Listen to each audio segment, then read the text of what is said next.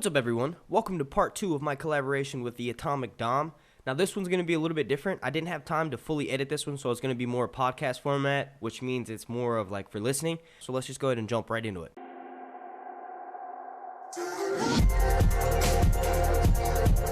It would I don't think it will be Drogon, because I don't know if you agree with this, but I do think Drogon is the dragon that could theoretically become an ice dragon. But what do you think about that? That's going into that. Man, that's going into that plot leak stuff there. Okay. If it's all right with you, I respectfully would like to. I don't know. We might come back to that in a little bit. But you got me thinking. Okay. Like, what if it's not like straight up? Okay, she offers her food. What if it's like the first time they meet each other in battle, she just laces all of their weapons that they know they're going to be using to fight the dragons, just laces them all with poison. You know what I mean? Because that would definitely be effective. This is true, but do dragons have any kind of natural resistance to poison? I don't know. I should have really looked into it beforehand, but it does seem like because there is a lot of magic involved with them anyway, that it would have some natural resistance towards them. They just might be immune to stuff like that. Well, maybe, but I think honestly, if the showrunners, we all know that dragons are basically nukes, and they have to have some sort of weakness. And the weakness in the real world is disarming them. You know what I mean? Or basically allying themselves with the U.S. so that we allow them to keep their nukes. You know what I mean? So I don't know, but yeah, I didn't want to touch into politics at all. I told myself I wasn't gonna do that. But yeah, no. So what if, okay, we haven't necessarily seen Weirwood's properties or the effects on White Walkers in the show, but what do you think? Do you think that's a possibility? I just thought of that, it's popped up in my head. See, yeah, Branny's still for me the wild card, because we don't know much about the old gods and the Great Other and stuff, and we know that is his powers are tied to that. So I could see, I definitely think that he could be responsible for downing one of the dragons or warging or something. But his powers and everything he's associated with don't mesh well with Daenerys and everything she's associated with, including the dragons. So I do think that there could be a possibility that he takes, if not all of them down, one of them, and if it's through the Weirwoods, it makes sense. It's kind of his thing, you know. he's the new Bloodraven, essentially. So he's the only one that could really find out that Weirwood bark, or whatever you want to call it, has dragon killing properties. But yeah, it'd be interesting to see.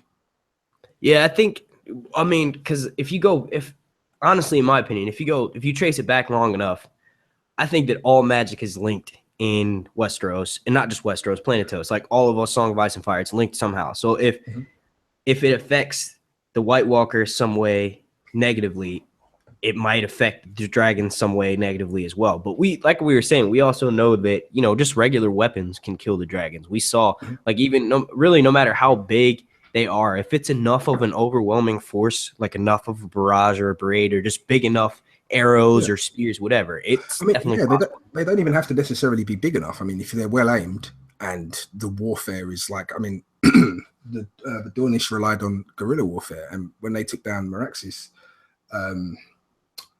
it was just through basically waiting for the dragon to show itself and then a bolt getting it through the eye. I think it was a lucky bolt, but they made do with the weapons they had. So I don't even know if you really need to specially make weapons to take down dragons. Obviously, you're going to have to use what's in your arsenal. So you're looking at trebuchets and catapults and things, but they're not invincible. Yeah, and I think we're going to. Yeah, maybe. Yeah, I can agree with that. I can see because that would take more time explaining how she thought of to create this weapon. If they just use regular ones and just have precision, their aim game on point, they could easily do it that way. And like you said, the Euron thing, I think if he brings a harpoon or something like that, that could definitely work. Yeah, he specially installs his ships once he knows that, that's another thing too. How is that meeting going to go? That's what I've been dying to know ever since the leaks came out. or the plot leak or whatever. Like, how the fuck does that meeting go? What is she just like, let me run through all my options of allies that I haven't burned bridges to? How the fuck is Euron? I think that's it. I think that is it. Or maybe he takes it. We know how manipulative and how cunning he is in the books. Maybe he takes it upon himself to just show up. You know what I mean? Because he knows she's got, no other choice. Because at the end of the day, when we last saw him, he was supposedly chasing. He was about to chase after Theon and what's her name in the show? Yara. Is it Yara in the show? Yep. He was going to chase after them, but I don't think, did he ever leave, or did we ever really see him take up? I mean, it was one of those things that never came to fruition. So it would make more sense for him to understand the political situation of Westeros and be like, well, Cersei's backed into a corner now. You know what I mean? She needs allies. She can help me. And obviously he wants to be king, I'm guessing. So what better way than to help Cersei? Maybe there could be a trade there. She could help him. He could help her with the dragons, and she could maybe marry him. You never know. Yeah, that would be pretty interesting. I would love to see how he would. I don't know. I mean, I know like in the show we last saw him building the ships. So maybe it's like once he builds the ships, he gets a raven. Like first thing we see of him is he's like finishing up building somehow 1,000 ships. And like he gets a raven or whatever. Maybe we see Euron, he comes up and gives him a message, and it's like, your niece and nephew have aligned themselves with the Dragon Queen. What's our next step? You know what I mean? And like maybe he'll be like, all right, we'll send a raven, or like in that message it includes that that Daenerys and Theon and Yara are all headed to King's Landing, and maybe he's like, all right, well, I need to go try to align myself with Cersei to help, basically get back at his nephew and niece. Exactly. Because I mean, if he does build these 1,000 ships or whatever it was, we're either gonna see a sea battle where he meets Daenerys's oncoming ships, which I don't think will go well for him considering she has the dragons, or Daenerys is going to land at Dragonstone, which is where I think she will land, and he'll just have to reevaluate his options and sail to King's Landing. Hell yeah! I think I don't know. I think it's going to be interesting. I hope it's like an explosive first episode. I hope we get this little petty conflict. It's not petty, obviously, because the show's been building up to it the whole time, but we know that the major battle is going to be with the White Walkers. I hope that it's not it. I mean, honestly, I hope it does take up a lot of time because I want to see an intense battle. You know what I mean? But I hope it's just quickly snuffed and they go their separate ways. Like obviously they do damage to each other's forces, and then they retreat, go back, and then that's when they realize, hey, you know what? There's a bigger threat. Yeah, definitely. Yeah, I agree with that completely. Do you think how many episodes do you think they'll spend on the Cersei and Daenerys conflict? If I'm being honest, I think that will probably take up the bulk of the season. As much as the White Walkers are at the door, I don't think there'll be a problem for Daenerys until towards the tail end of the season. I think Cersei's going to die this season. Really? Yeah, I really do. I really think that she doesn't have long for this. I just think she's standing on a pyre, and the fire is just rising upwards, and it's just shrinking and shrinking. I don't see her making it out alive. A lot of people disagree with me, and that's I completely see their point of view. Well, there's probably more people that agree with you though, because I'm one of the few people who thinks that she'll live. You know what I mean? Really? Okay. Yeah. I mean, I think she's going to cause a lot of problems, but I just don't see.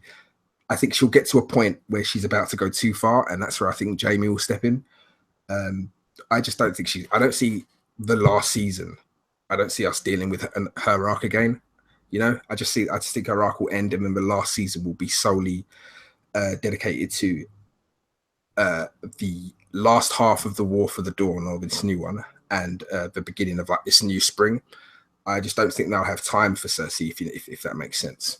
Yeah, I feel you. Here's the thing, though. I think that the reason why she'll live is because everyone thinks that way. Is because like everyone thinks that her story arc is coming to a climax, and then there's pretty much nowhere for her to go. Like there's no more damage that she could potentially do. She'll be rendered useless. I think that's what they're gonna do, right? So they're gonna remove her from the equation just for the later half of the season. Like she's gonna go to Casterly Rock and hide out. I think she's going to be forced to flee the city just because Lena Headey is an amazing actress, she's like one of the top billed casts. And I think, if I'm not mistaken, she signed a contract, to be in some part of season 8, whether that's as a dead body or whether that's as herself. I think that, like you're saying, like it'll be shifted. And whenever I think of bittersweet ending, like in-game type shit, I see Cersei being one of the last people alive as being part of the bit. All the wrong that she's done, won't really ever catch up to truly bite with her, to truly bite her in the ass, other than the fact that she's lost every single member of her family. You know what I mean? Yeah. And she really has. Like Tyrion might end up even dying. Yeah. See, I see Tyrion surviving, and I know that's no. I think he will too. I didn't really mean to like say that like that. I meant to say like, like if that's part of the bittersweet ending where she lives, then maybe Tyrion will die. You know what I mean? I see what you mean now. Yeah. That actually made me have a question for you. Like you were saying, Jaime steps in. Now, do you mean Jaime will fulfill the Valonqar prophecy? I see. A lot of people think it's too obvious now, but I think it's something that he had in mind from before the show was a thing, and I think he'll stick to it. I do think Jaime will be the one. I mean, it's hard to say because in the books we're not even sure that Jaime's going to survive that long because he's in a whole nother situation with Brienne.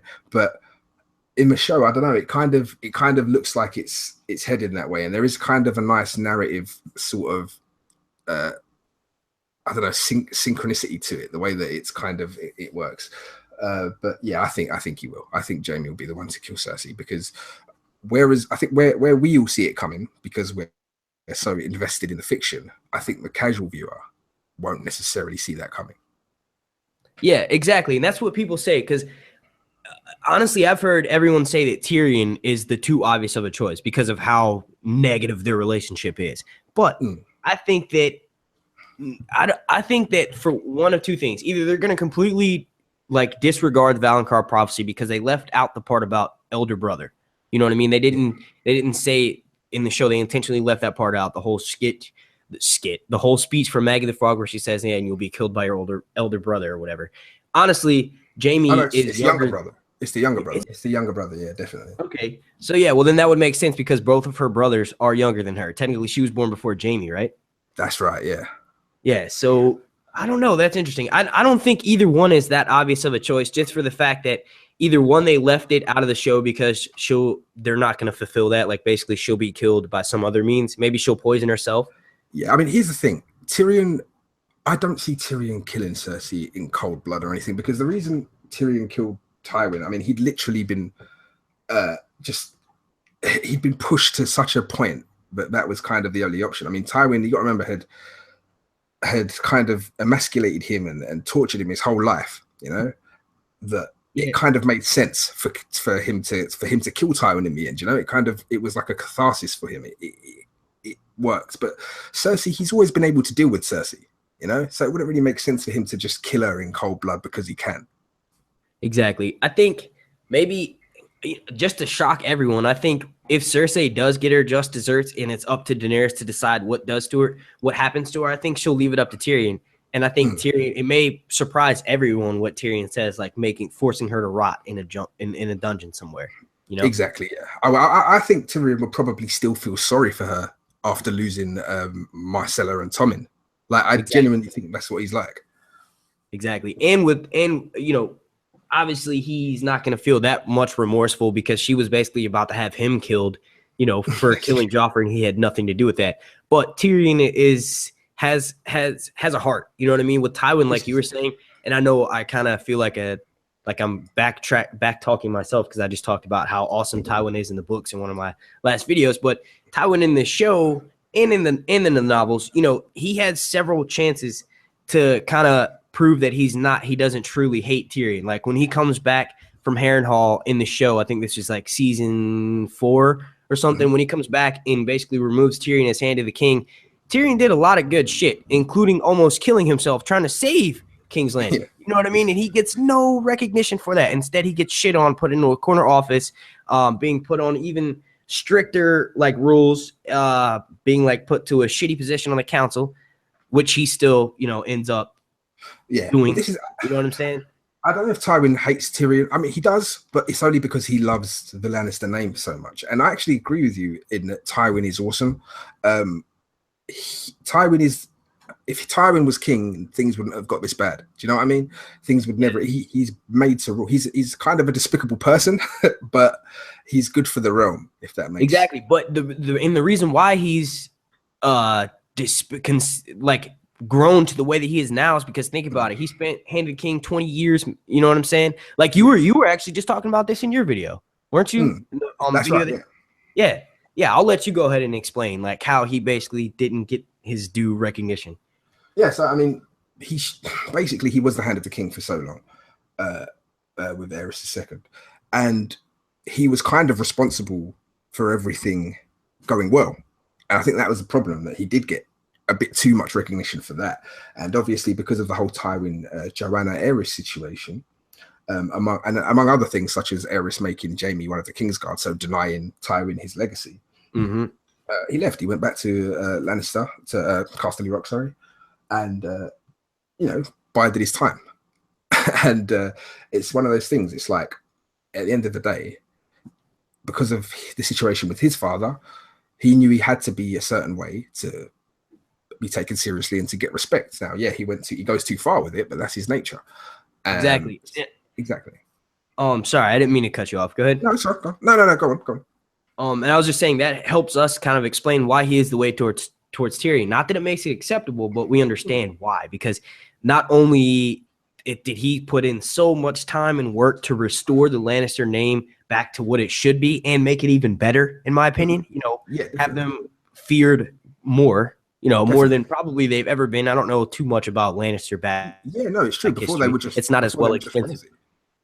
Exactly. And he made them feared. So when he has Tyrion, not only did Tyrion kill his wife, the one true thing that brought him joy, which honestly it should be your kids, I guess. But anyway, Tyrion took that. And then once Tyrion grows up, the first thing he does is when people know who he is, he starts besmirching their name or whatever. Like he goes and sleeps with like tavern wenches and he like drinks a lot. And trust me, Tywin does go way overboard by having, said that he had Tyrion's like first wife gang raped by everyone, and they all gave her a piece of silver. Yeah, it's crazy. You know what I mean? But when you have other stuff like when after that happens, years later, when Tyrion is in a position of power and he starts doing all this other shit, and he does some good shit, but he's also boozing and whoring around, which makes the Lannister's name not look as good because they hear about his drunken son. And not only that, you remember Tywin was teased by the entire kingdom. They called Tyrion like Tywin's Bane, you know what I mean? His Achilles heel or whatever. So he took that super harshly, which was why he was the way that he was on Tyrion. He was like, look, man, you need to pull that chick back. You know what I'm saying? Because he worked so hard to bring their house to where it is.